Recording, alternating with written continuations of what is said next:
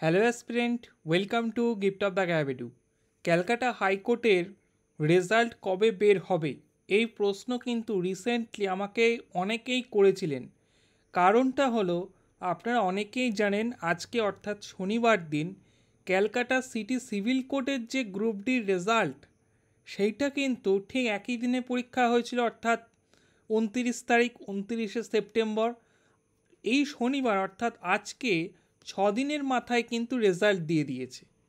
তো এইবার অনেকেই ভাবছেন যে স্যার, অনেকেই আমাকে কোয়ারি করেছেন যে এই যে ক্যালকাটা সিভিল কোর্টের আমরা দেখতে পাচ্ছি যে কাট অফ 84/100, তো আমাদের ক্যালকাটা হাইকোর্টের কাট অফটা কীরকম যেতে পারে স্যার, অনেকে চিন্তা করছেন, অনেকে কোয়ারি করেছেন।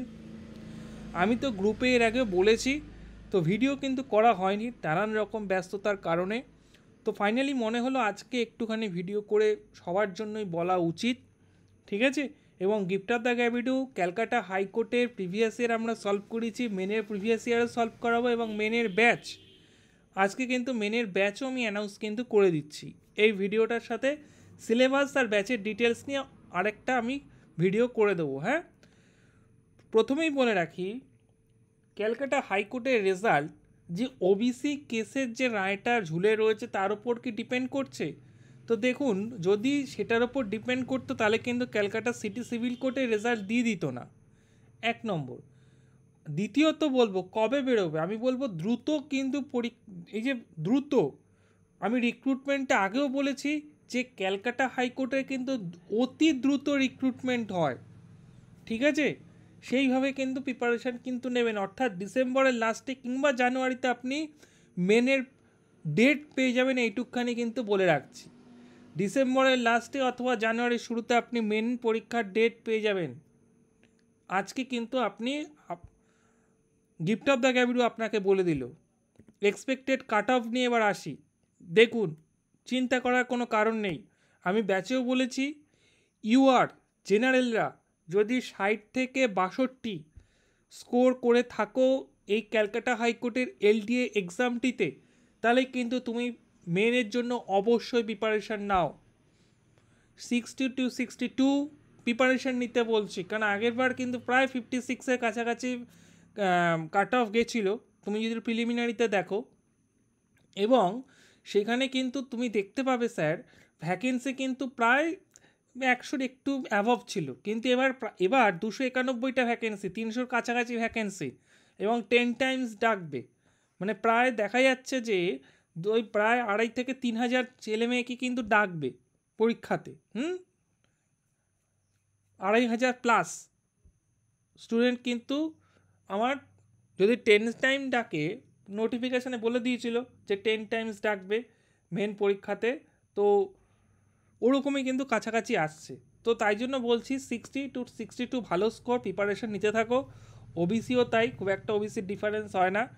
এসসি 56 থেকে 58, এসটি কিন্তু 52 থেকে 55, এবং এখানে কিন্তু মিনিমাম কোয়ালিফাইং মার্কস কিন্তু ছিল, আমি রিপিট করছি, ওরা কিন্তু মিনিমাম কোয়ালিফাইং মার্কস বলে দিয়েছিল। এবং মেন পরীক্ষাতে তোমরা জানো যে মেন পরীক্ষাতে কিন্তু তোমাদের প্রত্যেকটা পেপারে, অর্থাৎ 300 নম্বরের পরীক্ষা হবে।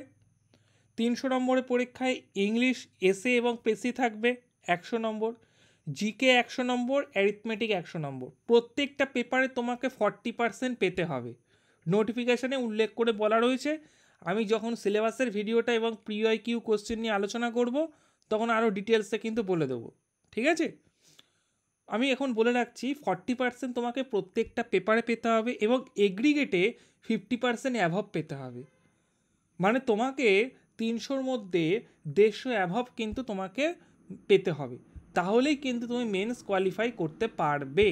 তারপরে তো কাট অফ মার্কস, ওটা মিনিমাম কোয়ালিফাইং মার্কস দিয়ে রেখেছে, 40% ইচ পেপার। দেখা যাচ্ছে ইংলিশে তুমি 100-র মধ্যে 40-এর কম যদি পেয়ে যাও, তাহলে কিন্তু স্যার তুমি ফেল করে গেলে, যতই তুমি জিকে অ্যারিথমেটিক ভালো দাও না কেন। ঠিক একইটাই জিকেতেও হতে পারে, অ্যারিথমেটিক পেপারেও হতে পারে। তাই গুরুত্বটা স্যার কিন্তু বোঝো। গিফট অফ দ্য গ্যাবিডু অনলাইন গাইডেন্স ব্যাচ আমরা শুরু করেছি অলরেডি, আমাদের একটা ইংলিশ এসে ক্লাস হয়েছে। যারা ইচ্ছুক রয়েছে, মান্থলি ফিজ রয়েছে 1000, অ্যাডমিশন হেল্পলাইন নম্বর 9564423823 নম্বরে যোগাযোগ করে নাও, ব্যাচে যুক্ত হয়ে যেতে পারো, ডেমো ক্লাস দেখে নিতে পারো। ডেমো ক্লাস দেখে আমরা কিন্তু ইংলিশ এসে precis, GK descriptive, arithmetic descriptive আমরা কিন্তু ক্লাস, আমি যদিও ক্লাস নিয়ে আলাদা একটা ভিডিও করব, সেইখানে কিন্তু ডিটেলসে বলে দেবো রুটিন নিয়ে সব কিছু। এখন এই যে চিন্তা ছিল একটা যে স্যার 84 কাট অফ, তাহলে এটা নিয়ে যে তোমাদের একটা টেনশন, এটা কাটানোর জন্য ভিডিওটা কিন্তু করা। আশা করছি যাদের স্কোর 60 to 62, 60 থেকে 62, 60 to 62, অবশ্যই তুমি কিন্তু মেন পরীক্ষা প্রিপারেশন নাও, তোমার কিন্তু ডাক তুমি পাবে। মেন পরীক্ষা স্যার কবে হতে চলেছে আমি আবারও বলবো, ডিসেম্বর মাসে তুমি ধরতে পারো, ডিসেম্বর মাসের লাস্টে কিংবা জানুয়ারির মাসে কিন্তু স্যার হওয়ার সম্ভাবনা বেশি। কিন্তু আবারও বলছি, রিক্রুটমেন্ট কিন্তু প্রচণ্ড ফাস্ট হচ্ছে, ক্যালকাটা হাইকোর্টের রিক্রুটমেন্ট প্রচণ্ড ফাস্ট। আমি অবাক হব না, এই দেখা গেল ষষ্ঠীর আগে রেজাল্ট দিয়ে দিল, আমি অবাক হওয়ার কিন্তু কিচ্ছু নেই। তবে যেটা মনে হচ্ছে যে রেজাল্ট কবে দেবে, নভেম্বর মাসেই কিন্তু নভেম্বরের রেজাল্ট দেওয়ার কিন্তু সম্ভাবনা রয়েছে।